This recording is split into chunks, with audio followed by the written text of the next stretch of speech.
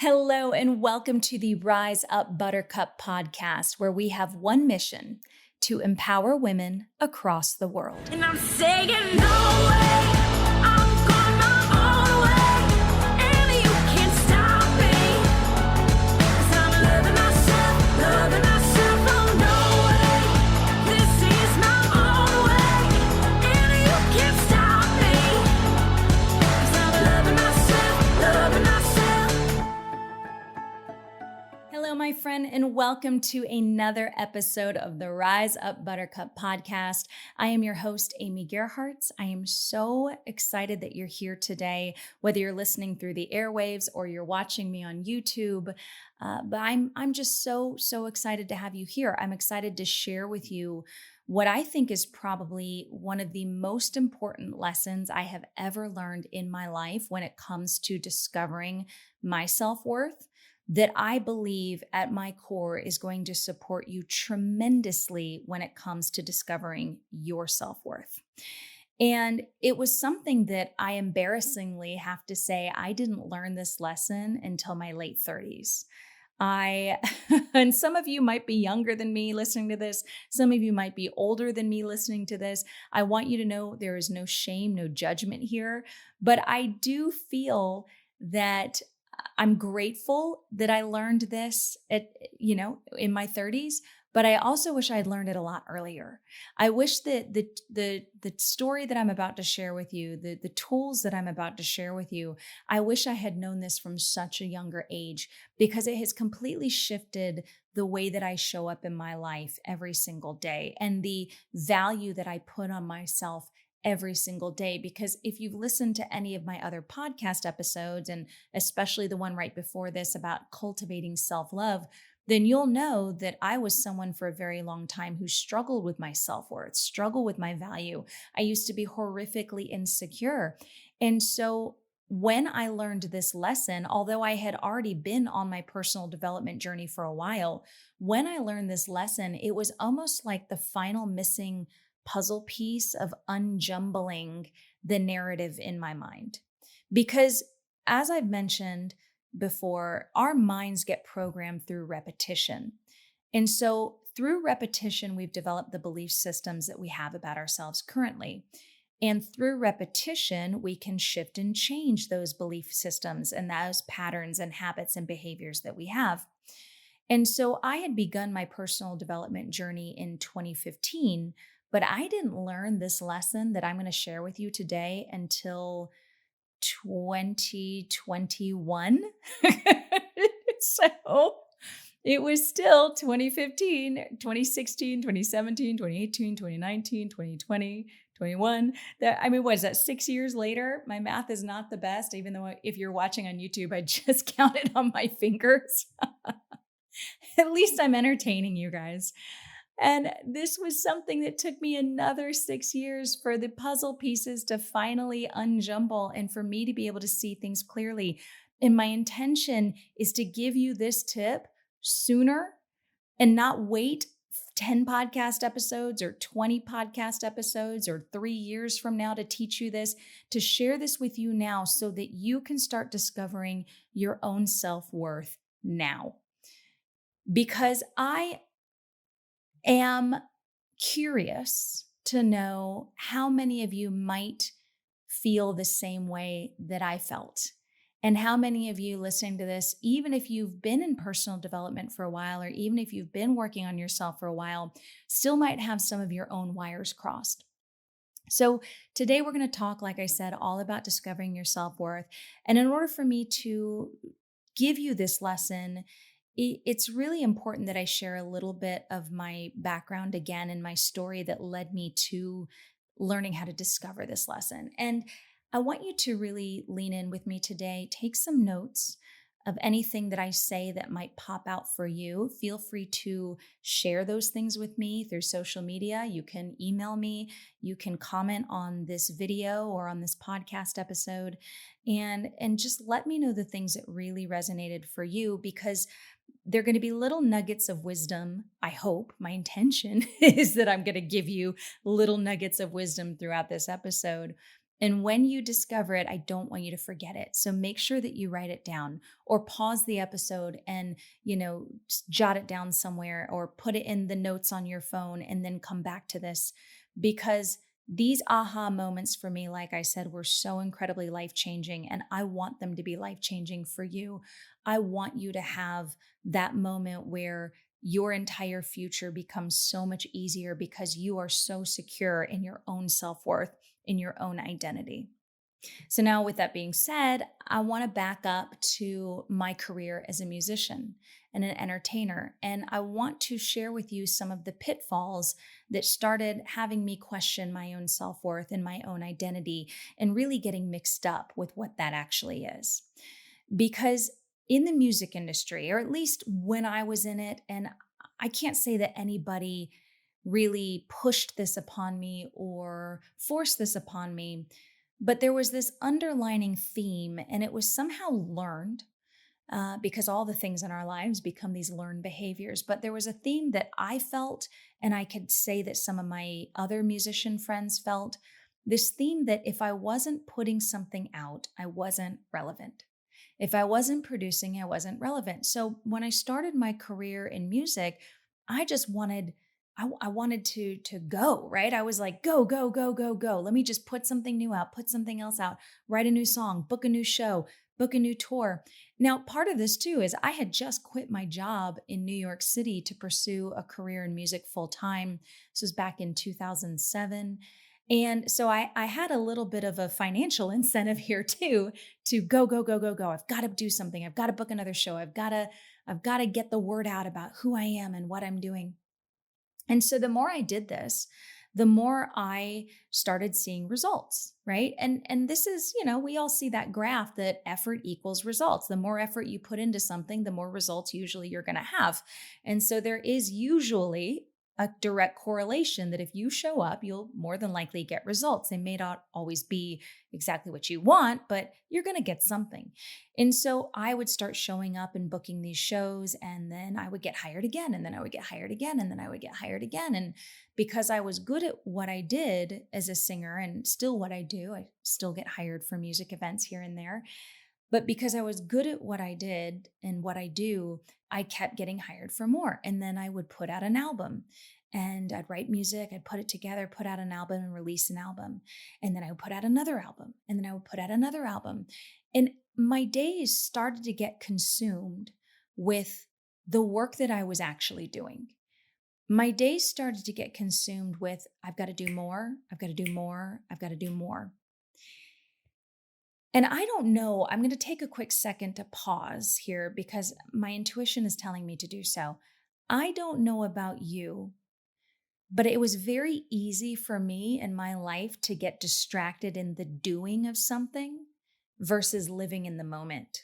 And oh my gosh, I may have just foreshadowed another future podcast episode there, but it was so easy for me to get distracted with, what am I doing? What am I producing? What am I putting out?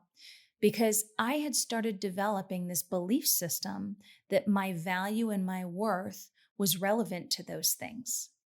So listener, if you're following me here, I want you to kind of think about your own life and ask this question while I'm telling this story.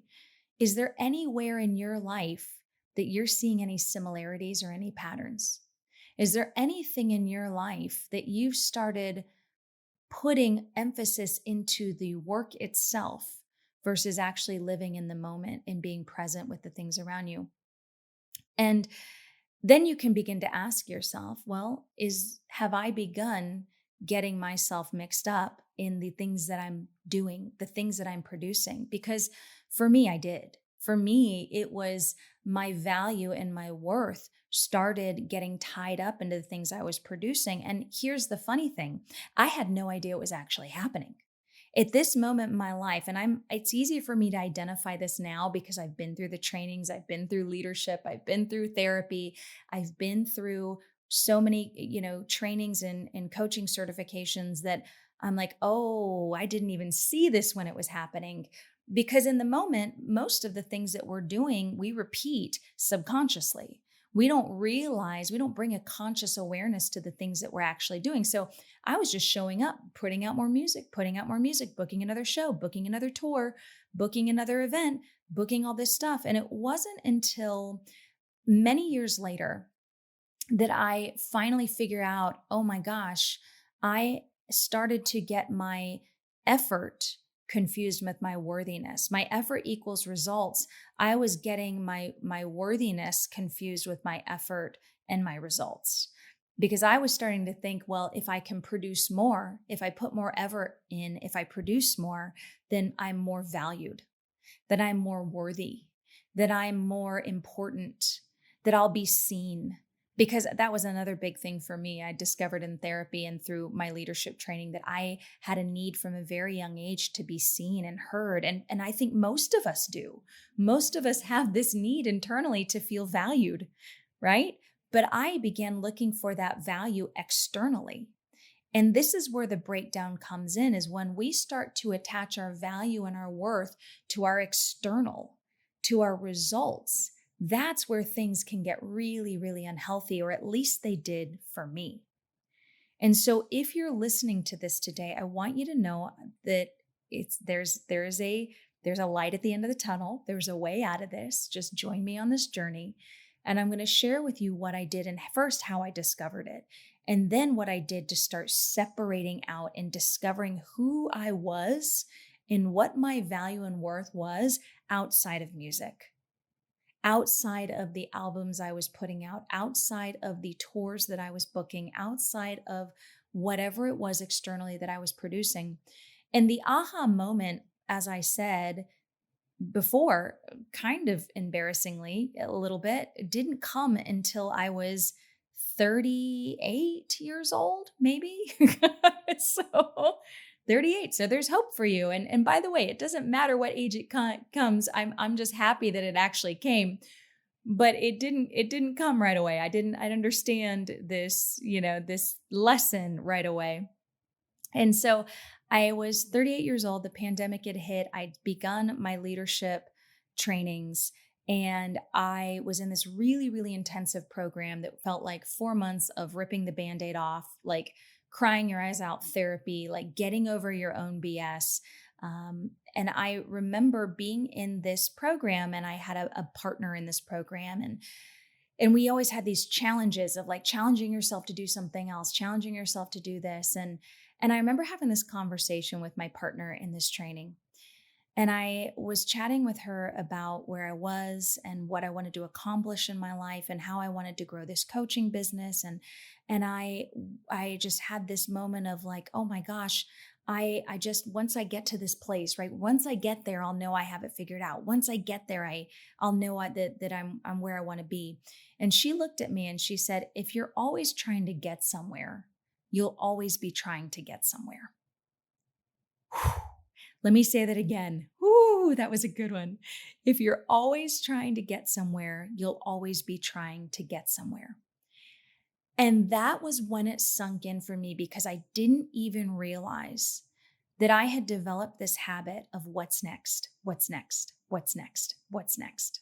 What do I need to put out next? What do I need to produce next? What do I need to show next? What do I need to perform next? What do I need to prove next? And in that moment, it was like my whole body, like my spirit stepped out of myself almost. I mean, that's a little dramatic, but it was like I had this aha moment, and where I very vividly could look back at my entire life and say, oh my gosh, I've been chasing what's next for so long, because I had gotten into this pattern of if I wasn't doing something, I wasn't valued. And so the big moment, the big aha was bringing the awareness of where I was chasing, needing to put something out, needing to perform, needing to provide, needing to supply something to the world. And that's when I realized that I had attached my worthiness, not only just in my music career, but even at the beginning stages of my coaching career. I had attached my worth my value to those external things around me. So I began to really dive in and start to say, okay, where am I really getting messed up here?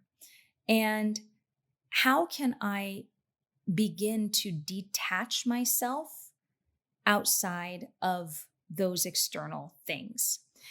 Because I've noticed too, even in my coaching and with the clients that I work with, so many women come to me, and even some men too. I have a few male clients, but so many women especially come to me because their identity and their worth has been wrapped up in their job.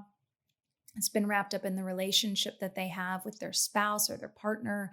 It's been wrapped up in their, their children or their families or their volunteering or any of the other things that they do in their lives, but they don't know who they are outside of that.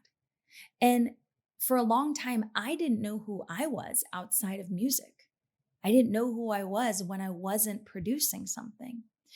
So what I do with my clients now is a lot of what I learned how to do with myself was to start visualizing and seeing what I was and who I was independent of those things that I was producing, independent of everything else around me. So how do you do this is the question that you're probably wondering. Well, it starts really, really simple. First of all, understanding that when you have this aha moment, if you're having it right now, listener, it's okay. But when you're having this aha moment of, oh my gosh, I think I have been in this go, go, go, go, produce, produce, produce, produce mentality that I've forgotten who I am. Maybe I haven't even known who I am outside of all of that, is to slow down. And this is going to feel so, it's so hard for me, even to this day, to slow down.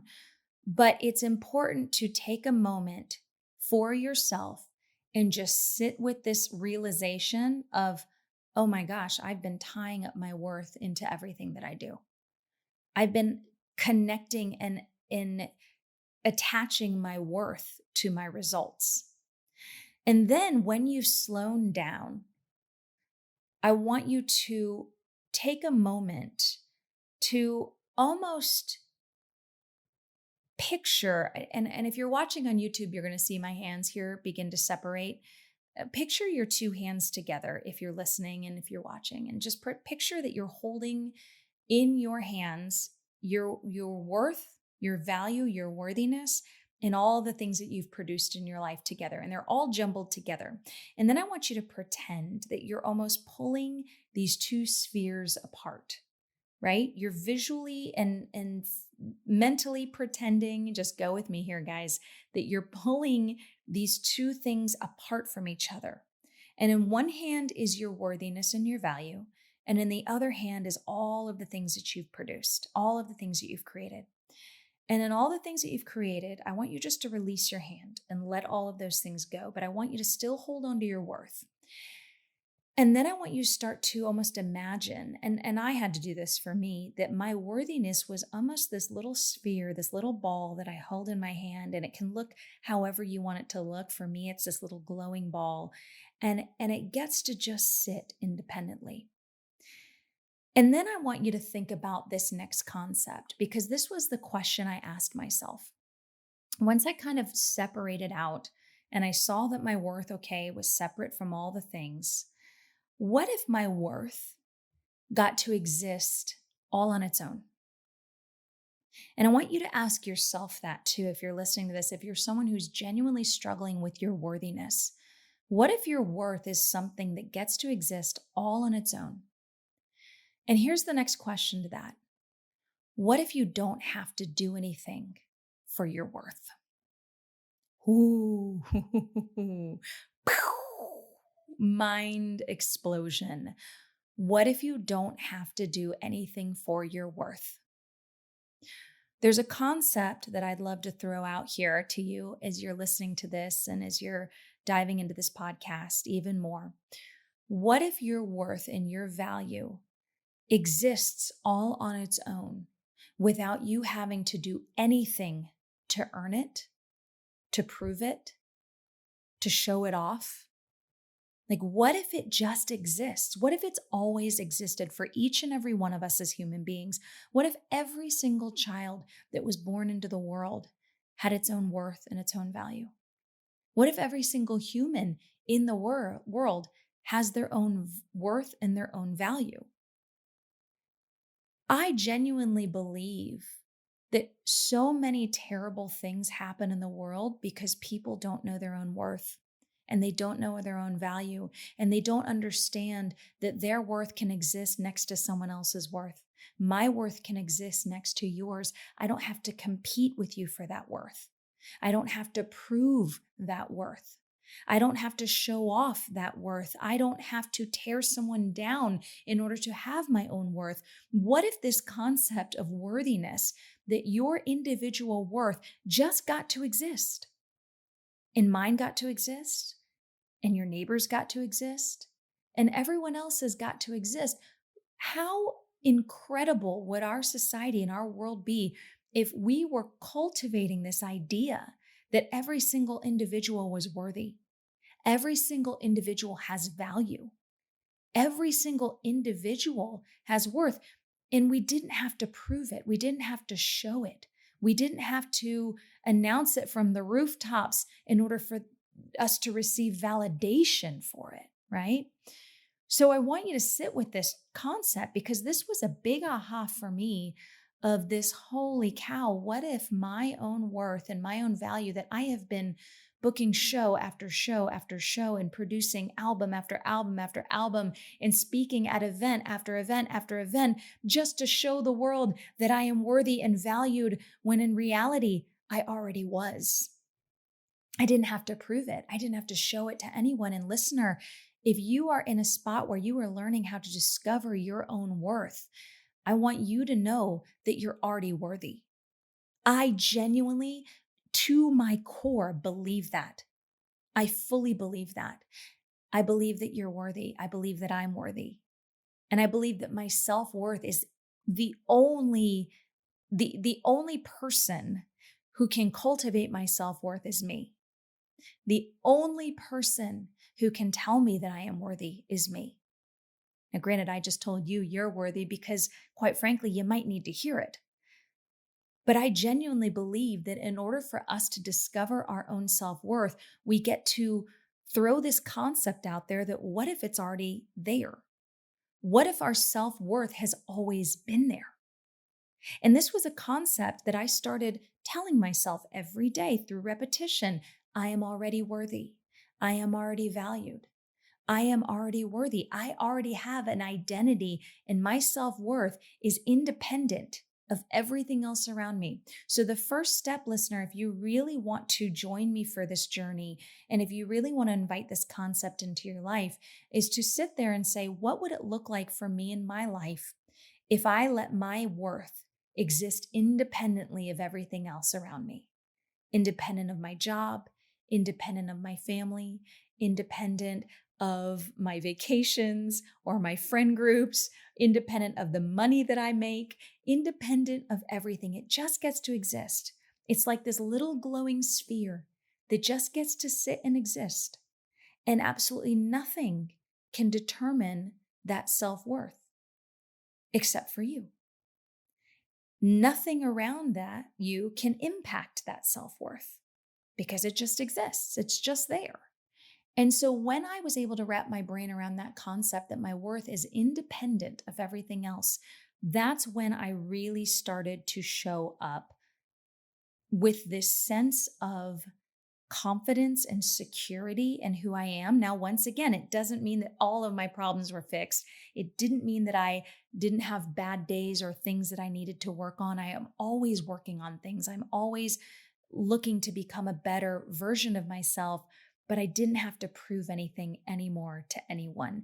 And that is one of the most valuable lessons I've ever learned, that I didn't have to prove anything to anyone. I don't have to prove anything to anyone, and you don't have to prove anything to anyone either.